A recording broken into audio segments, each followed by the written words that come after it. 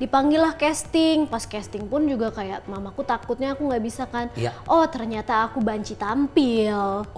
Salah satu cita-cita aku yang belum tercapai, aku pengen jadi menteri. Untuk tahun ini, untuk menyambut Hari Anak, Iya. kita rilis satu lagu yang merupakan lagu remake juga sih, lagu aku zaman dulu, judulnya Iya. Aku Bisa.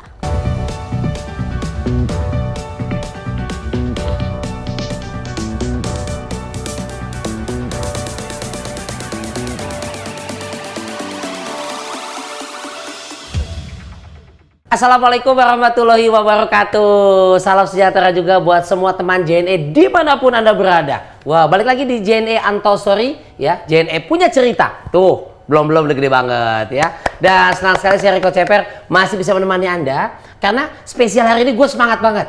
Ini idola gue dari kecil sampai gue kecil.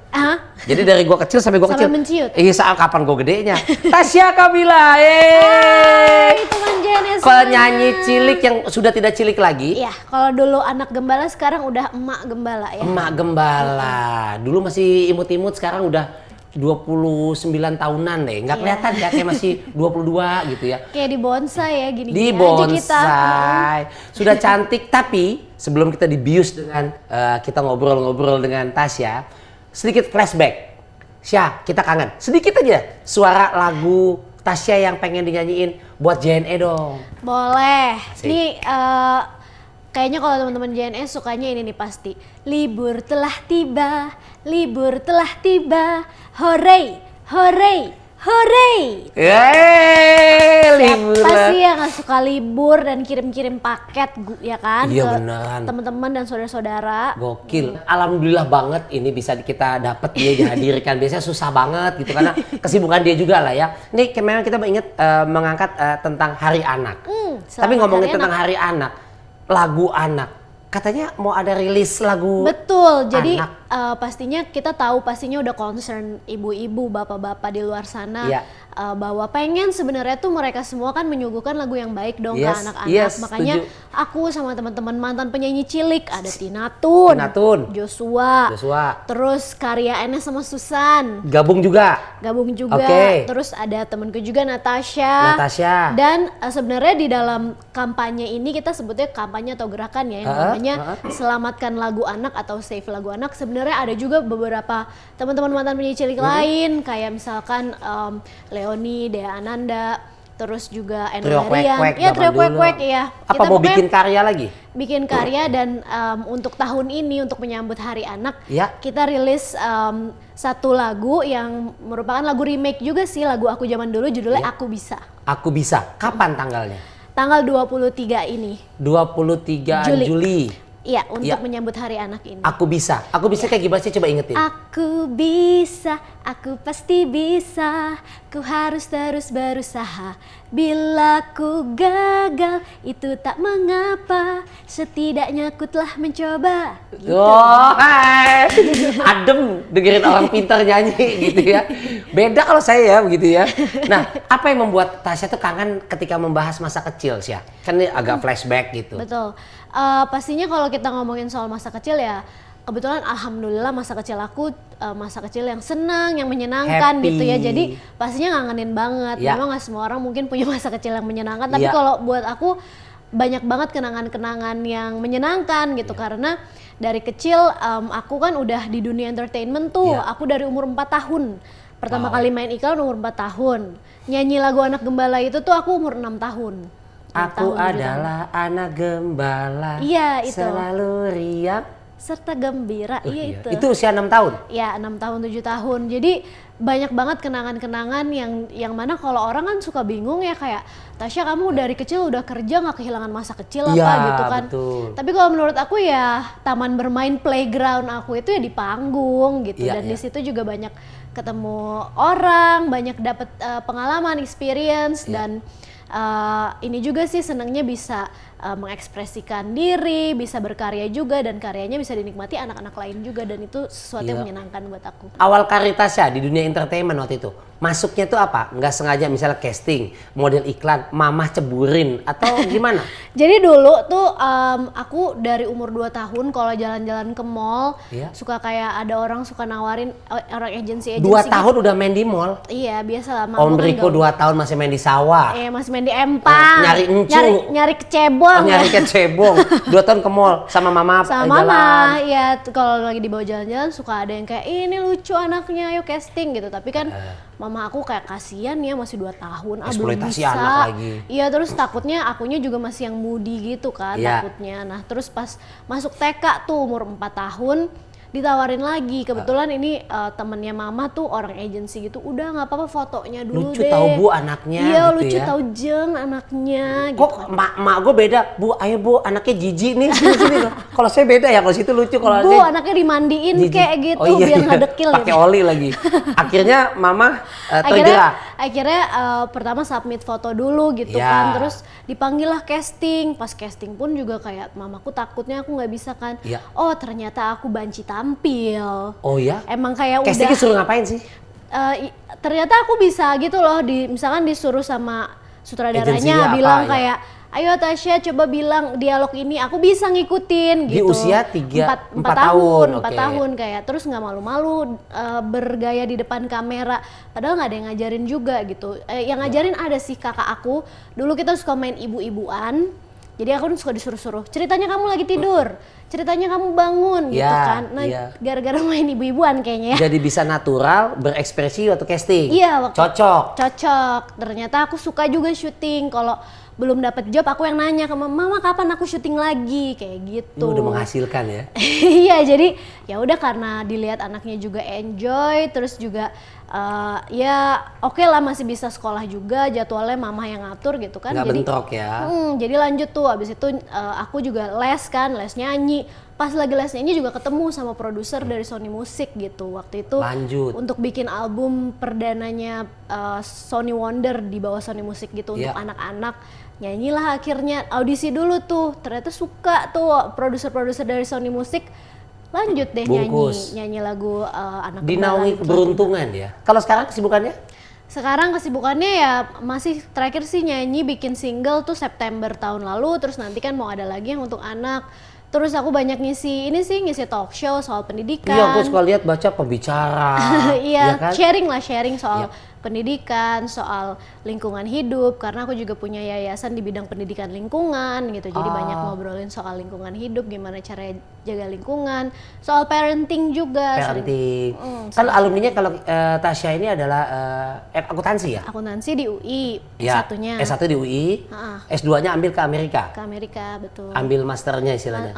Master ngambil tentang kebijakan publik. Wah kebijakan publik. Tuntutan orang tua atau kemauan sendiri? Kayaknya kalau tuntutan orang tua mereka nggak pernah, malah mereka tuh yang encourage aku untuk santai-santai aja lah, kamu kan udah berkarya di dunia entertainment, udahlah sekolah kayak biasa-biasa aja juga nggak apa-apa gitu kan. Tapi cuman yang mau. Aku kayak punya semangat sendiri dan punya rasa bangga terhadap diri sendiri sih kalau berprestasi di dunia akademis gitu di sekolah gitu, itu sesuatu yang benar-benar kayaknya jadi semangat aku dan aku kayak seneng sendiri aja kalau bisa punya prestasi gitu. Nah sekarang udah jadi orang tua, yes. Ya nggak sih? Gimana rasanya jadi orang tua? Wow itu kayak bener-bener life changing ya, mengubah hidup banget gitu dan kayak jadi apalagi buat perempuan gitu ya pasti itu pengalaman yang mengubah hidup banget deh karena ya sekarang perannya jadi berubah gitu, jadi nggak cuman mikirin diri sendiri tapi mikirin anak juga. Setiap keputusan yang aku ambil pasti aku pikirin apakah ini bagus buat anak aku apa enggak. Kayak datang ke podcast hari ini aja mikirin dulu gitu kan, nanti anak aku siapa yang jagain, terus dia makan malamnya apa gitu. Diserahin sama neni? Ada neni juga sih, cuman anak aku tuh nempel banget sama aku mungkin karena aku kan sama suami kan LDRan nih karena suami lagi di US? Lagi S2 di Amerika gitu kan, jadi kita sementara LDR dulu, jadi anak aku tuh nempel banget sama aku gitu. Ada treatment khusus nggak dalam hal apa mendidik anak? Kan tiap keluarga beda-beda. Iya, iya. Kalau aku yang penting aku cari informasi sebanyak-banyaknya dan dari sumber-sumber yang terpercaya juga ya, tentang seputar tumbuh kembang anak, terutama milestones apa yang harus dicapai anak pada usia tertentu, dia harus bisa apa dan bagaimana cara kita bisa memberikan kesempatan, memberikan stimulasi supaya anak bisa mencapai milestones tersebut. Tapi tentunya sebagai orang tua baru juga masih belajar sih Kariko. Maksudnya banyak banget yang learning by doing. Iya, setiap hari aku pelajari walaupun kayak udah tahu teorinya, tapi ya realitinya kita harus adjust lagi, harus beradaptasi lagi. Seru gitu ya, kan. kalau punya anak seru ya. Tasya, lu mengarahkan anak lu untuk bidang entertain sama kayak mamahnya, atau lu fokus aja pendidikan atau gimana? Sekarang kan baru 3 tahun ya, jadi kayak belum kelihatan juga sih dia mau kemana. Balik lagi, yang penting aku bisa memberikan kesempatan buat anak aku bisa explore potensi dia, explore talent dia. Jadi banyak-banyak ngasih aktivitas aja, dari mulai ngenalin dia ke musik terus nyekolahin dia juga tapi kita lihat aja nanti dia milihnya apa gitu. Syah, bisa beriin tips gak untuk teman-teman JNE supaya bisa fokus dalam pendidikan dan karir entertainment? Karena ini kan kayak rel kereta kalau gue lihat. Tasya dari kecil dulu karena memantau pertama munculnya, kemudian pendidikannya oke loh, terus keluarganya juga adem ayem loh, kemudian karir juga selaras gitu. Iya, ya pastinya kita harus bisa memanage waktu dan prioritas dengan baik gitu. Kita tentukan managing priority berarti kita bisa menentukan aktivitas mana yang harus dikerjakan duluan, aktivitas mana yang mungkin harus kita planning atau kita delegasikan, dan mana yang mungkin bisa dihindari justru yang membuat kita distracted gitu. Itu managing priority sama memanage waktu dengan baik. Itu aja sih sebenarnya tipsnya gitu. Pakai manajer atau Tasya memang orang perfeksionis, disiplin nggak? Sedisiplin-disiplinnya ya pasti ada juga, namanya juga manusia ada juga magernya, ada juga kayak lagi demotivasi, tapi gimana caranya kita punya motivasi dan juga tujuan yang bisa balikin kita untuk fokus lagi. Kalau aku pas lagi sekolah nih ya, yang lagi sekolah sambil kerja aku punya satu motivasi yang bikin aku semangat terus sekolah. Apa itu motivasi? Catat nih ya. Motivasi aku adalah libur telah tiba. Lah, kok begitu? Iya, selama belum libur, namanya sekolah itu pasti ada waktu liburnya. Fokus sekolah dulu. Selama belum libur, fokus dulu. Push your limit, kerjain aja dulu, tugas kerjain. Karena nanti pada saat waktunya libur, silakan Anda merdeka. Boleh santai-santai, boleh boleh drakoran, apapun itu. Korea. Yang kalian suka, tapi selama belum libur telah tiba, semangat terus. Emang suka sih ya sekolah ya? Belajar seneng? Suka, iya seneng. Hal apa yang belum Tasya capai dalam hidup ini? Lumayan banyak juga sih pastinya. Aku nggak, walaupun satu banyak juga yang dicapai, tapi aku salah satu cita-cita aku yang belum tercapai, aku pengen jadi menteri. Jadi menteri? Iya, kalau itu rezekinya ya. Menteri apa? Aja.